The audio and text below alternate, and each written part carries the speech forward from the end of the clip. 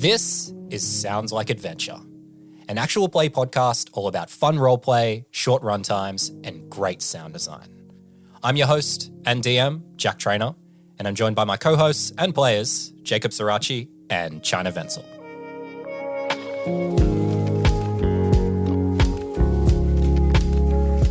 Hey, welcome back. It's episode 4 of Sounds Like Adventure. Thanks for joining us once more.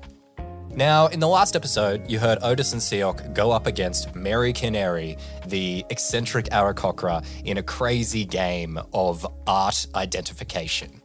And in today's episode, we'll find out who the winner of that coveted favour is. But before we get into that, I want to talk to you a little bit more about ability checks. So we spoke about this a little bit last week, but today I want to specifically talk about successes. So now, when a player tries to do something and I call for a roll and then they beat the difficulty class, that doesn't mean they get to do exactly what they asked to do. In most instances, it's totally fine to do what they wanted to do, but in some instances, a player is going to ask to do something totally out of pocket, and I'll still call for a roll on those things. When that player succeeds on those rolls, they're not going to get to do something crazy, like, pull the moon out of the sky or some nonsense like that. But what they will have is a success that in some way leads to some positive progress on the thing that they were trying to do. And that may be just the broader goal of their mission at the time. So this is going to happen in today's episode. So take a listen, see if you can pick it. But now you know all that, let's dive in to episode 4 of Sounds Like Adventure.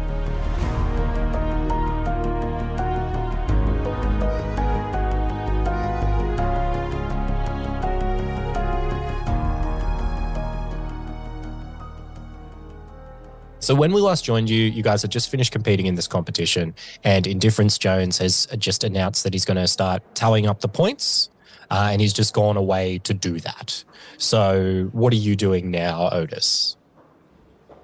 Odis, speaking to Sioc, he actually, ignoring the mind link, sort of walks over to Sioc and starts having a bit of a general chat, keeping it quiet, of course. Says, "Brother, while the math is done, should we scour the floor for any signs of the runic eye?" You see that last painting by the Jackson Paolo had some strange eyes on it. Is the painting still out, Jack? Yes. Okay.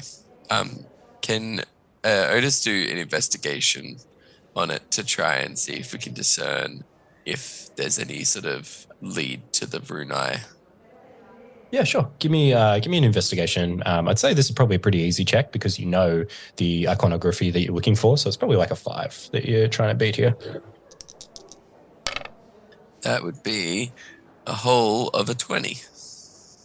All right. Yeah.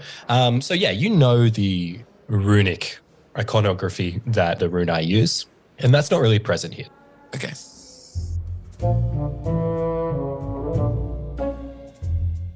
All right, as you're doing this, Indifference walks back out and he starts clapping. What a wonderful competition. Might I say, one of the best that we've ever had within this very location on this year in this day. I've added up the results and we saw great success from both. Our friend Mary Canary, usually the winner of these types of events, might I say, brought in a trademark great performance, scoring a total of 10 points. Gets like a small smattering of applause from people who are watching this strange event unfold. But the unexpected emergence of our friend Odis Macumbra, the art buyer who knows he's not going to buy any artwork because nothing is for sale, of course, is the winner with 14 points. Congratulations! Odis takes a very small bow. It was well fought, Miss Canary. Indeed. And I would love to do it again sometime. Oh, you have no idea how much we will do it again. And as I said before, more than happy to lose to one such as virile as you. Odis shudders a little bit.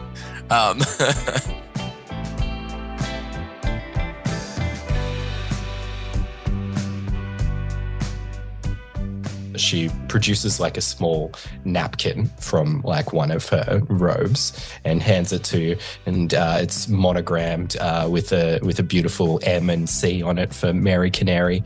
And she says, if you ever need to call on one such as I for a favor, just merely send this to my people and I will be more than happy to provide any favor that you would need. But for now, I must away from this place. But I leave you with one note. One thing I would like you to keep in mind while you are here within these wonderful halls. And that is about the menagerie. It's one of the most wonderful places. I cannot recommend more that you go and see it before you leave. I always go every year and it never loses the beauty. But one thing, I just must mention this to you. I noticed this last time. On the floor in front of the main exhibit, which no doubt you will miss. It is impossible to miss when you enter. But on the floor, there is a small design of an eye. Not quite like any eye that I've ever seen before, might I add. And it makes you wonder what one can see while within the menagerie.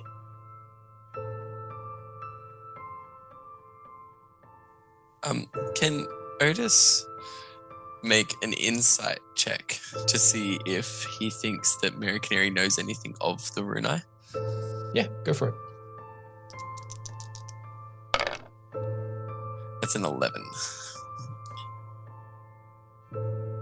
So with an 11, I think you're unsure. Up until now, you've got the distinct impression that Mary Canary is just a real art lover. But this statement kind of throws you for a little bit of a loop and you're not totally sure how to interact with it. Otis mentally tells Sioc to take note and then to Mary Canary says, till we meet again, Miss Canary. And I do so look forward to it. And meet again we will, my good sir. And she swirls her dresses and starts heading out.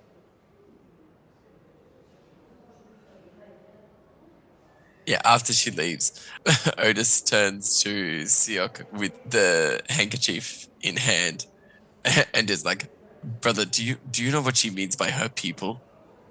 Probably her house staff, my guess. Valid point. Tuck this away for safekeeping and gives it to him. It's like, why do I get to take it? You've won it fair and square. You're the one who did not want to take part, so you can carry the goods. You know how it is. I put it somewhere and we'll never find it again.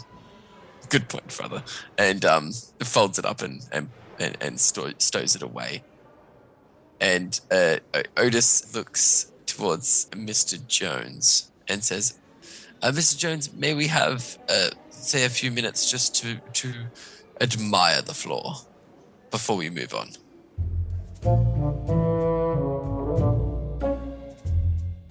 Admire the floor. Now that's a strange request, but of course, it's your personalized tour. More than happy for you to. And Otis says to Sioc, he's like, I know she said there's an eye in the menagerie, but I mean, if there's one indication in this museum, there may be others. I think we should take a brief period to maybe scour the floor. And by floor, I don't mean actual floor. By floor, I mean this level of the building. Anyway. Thank you for clarifying that. So, she said the eye is in the floor. You're looking at the floor. Already pretty much scanned this room, but I also tried to look for clues to win the competition. Yeah, so Otis wants to look around for anything that sort of stands out or anything that is out of place on this level of the gallery. Yeah, sure. Go ahead. Give me investigation, I think, to try and figure that one out. Okay. That's a 12. Yeah, so you don't spot anything that's necessarily like eye related or Runai related, But you hear there's people walking around and talking, like there's some pamphlets that have been handed out to the folks who are just on the general admission, doing their own tours. And there's lots of talk of the menagerie. People are interested in this idea, and it's obviously prominently featured in the pamphlets. Though what's in there, you guys still don't know. It's not really featured in the pamphlets. It's mostly about how even throughout the rest of the year, the people who are usually allowed to come into the museum aren't allowed to go into the menagerie. Yeah, Otis gestures to Mr. Jones and says, well, lead the way, Mr. Jones. What's next on our exciting tour? Wonderful. I'm glad you're enjoying the tour of the Hall of Electric Curiosity. All right, so the next stop on our journey is up to you. There is 2 locations to go to. We can head straight forward through to the reflecting pool, of course, our challenging puzzle that is extremely exciting and nobody has solved yet. Would you like to know how often somebody solves that puzzle? Let me guess. By chances Once a year is how often they solve the puzzle. That is quite impressive. Indeed it is. Or we could go through to the Dissertarium. I do enjoy a puzzle. Let's go to the pool, good sir. To the pool it is. And he starts leading you on the way to the reflecting pool. While we're strolling along, can I just do a bit of an insight check on Mr. Jones to see if his strange behavior is just Mr. Jones or whether there is something else afoot? I want to suss him out as well. Okay, yes, both insight checks. That's a total of a 3. So I know everything about this man. At least I think I do. And what does Sioc roll? With my 8, I know almost triple as much.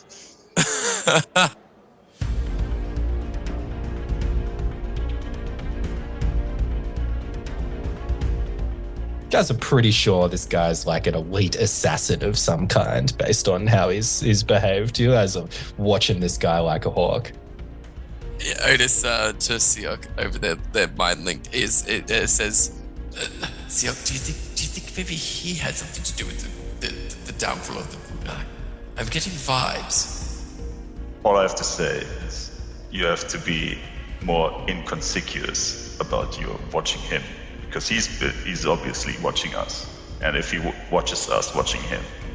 And I get the feeling that he's good, very good. He's definitely got the stare down.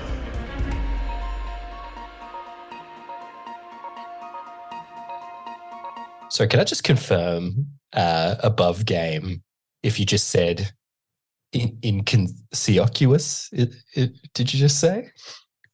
Inconspicuous. I can't do it. Inconspicuous. Did you not notice before that when he rolled his psionic dice, it was Sioc dice? Oh, I saw that. That was very cool. I thought that was hilarious. Felt like we needed to slow it down to draw attention to that. I'm trying, but it's so hard to pronounce. Inconspicuous. Incon, Sioc, US. Inconspicuous.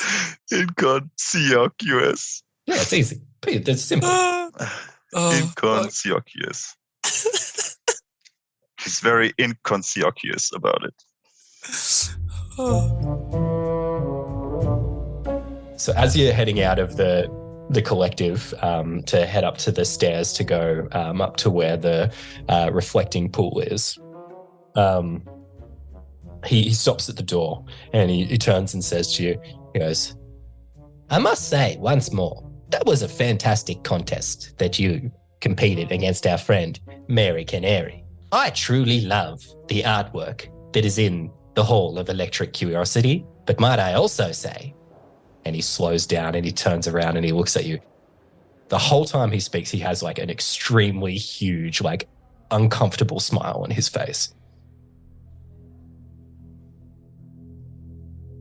He turns around very slowly, eyes super wide, and looks at you. And he says, if anything were to happen to the artwork, I don't know what I would do.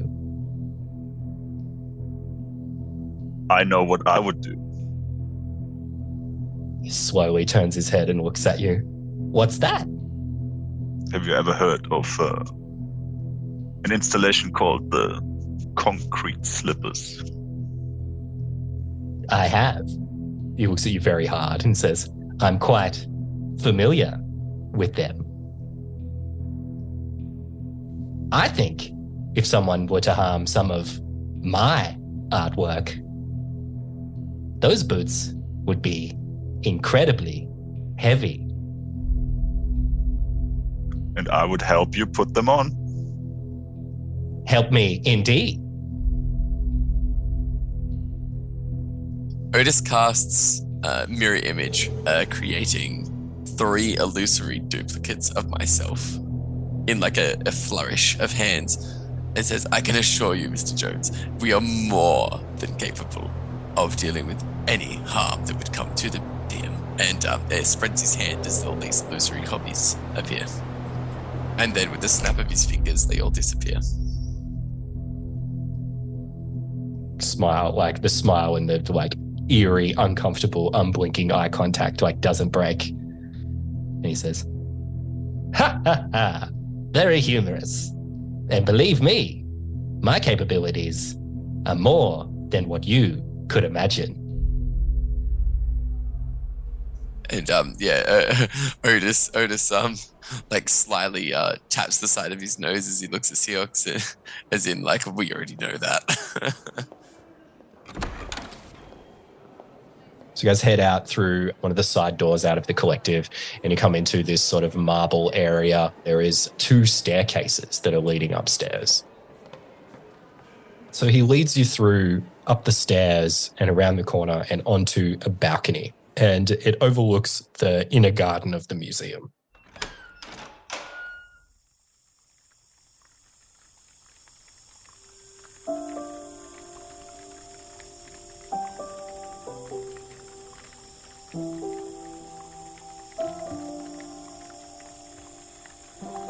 This area has no roof and the sun streams down into it. And looking down, you see a small, beautifully kept garden. Vines are climbing the walls with that same electric-coloured flower, and plants are growing all over them. And on the ground is a dry sand garden with hedges in an intricate pattern. And at the center of the dry garden is a small pool of water that sits motionless, reflecting back at you guys like glass.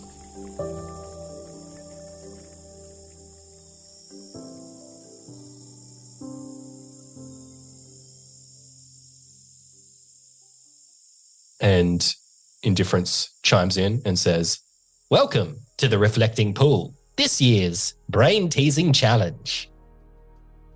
There is a puzzle to be solved within this very room. And part of the puzzle is figuring out what the puzzle is. Good luck.